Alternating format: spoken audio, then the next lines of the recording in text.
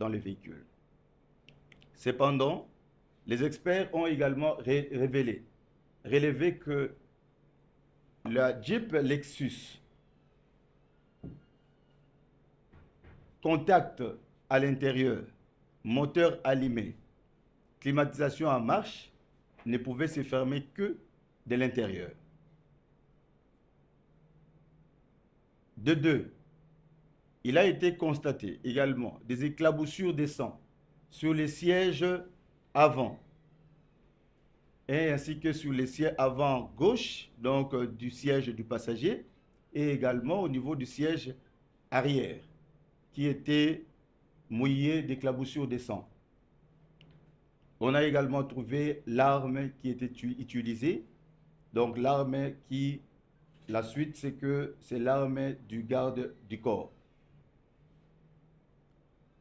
Alors, partant de ces éléments, au regard de la blessure, puisqu'il a également constaté, puisque dans la scène du crime, on a été dans un premier temps amené également à étudier le corps, puisque les enquêteurs de scène étudient également le corps. Ce sont des éléments visuels, ce qui est différent de l'autopsie qui entre en profondeur.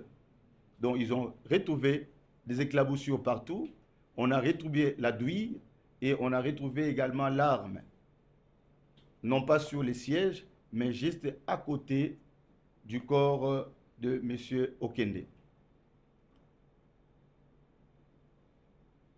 Alors, pour la commission des analyses de la scène et de la balistique, et d'ailleurs c'est la commission qui a déposé le premier rapport, il a conclu que les blessures, ou les blessures, il faut parler en termes de blessures, puisque les constats c'est que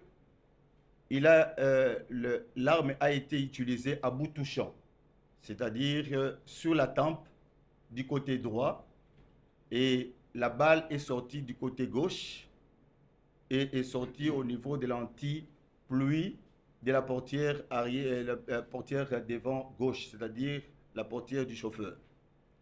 Et cette balle avait une ligne ascendante, oblique du bas vers le haut, c'est-à-dire de droite vers la gauche.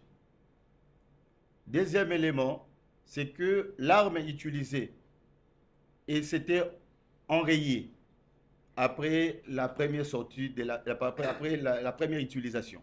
Donc l'arme s'était enrayée et la conclusion de la commission c'était qu'il est impossible, premier élément, qu'on puisse, disons, comment dirais-je, donc on ne peut pas, en utilisant l'arme, et que si quelqu'un était avec lui dans le véhicule, il est impossible qu'on puisse trouver des éclaboussures de sang dans le siège. La conclusion, c'est qu'il était seul dans le véhicule. Puisque au niveau du siège chauffeur et passager, il y avait sa veste, il y avait deux appareils et le tout était imbibé de gouttes de sang. Et la morpho-analyse des traces de sang, qui est une spécialité également, a révélé que c'était des projections après l'impact de la balle au niveau de la tempe.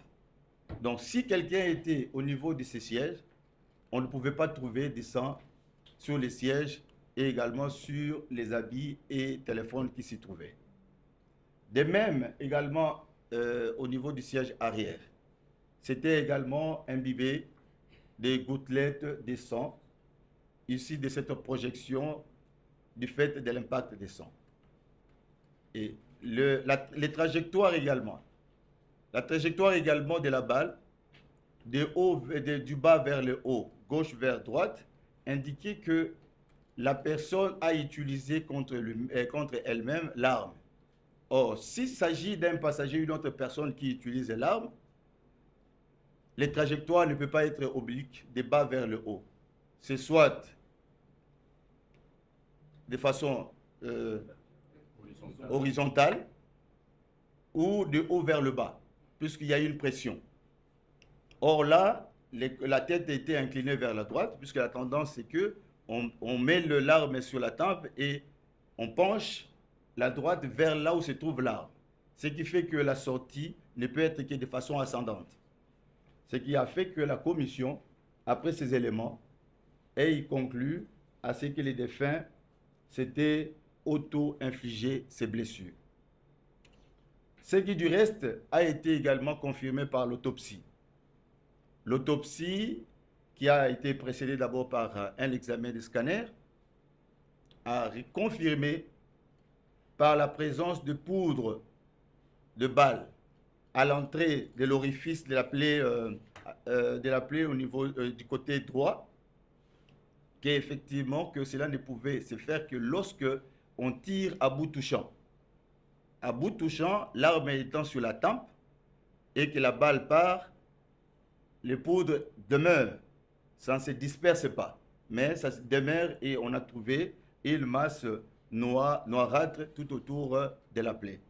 Ce qui a confirmé ce que les experts en balistique avaient déjà dit dans leur premier rapport.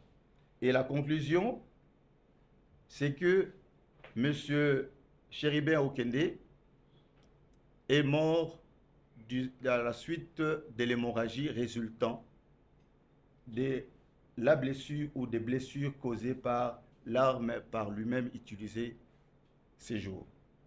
Voilà la conclusion de l'autopsie. Mais au regard de ce qui se disait,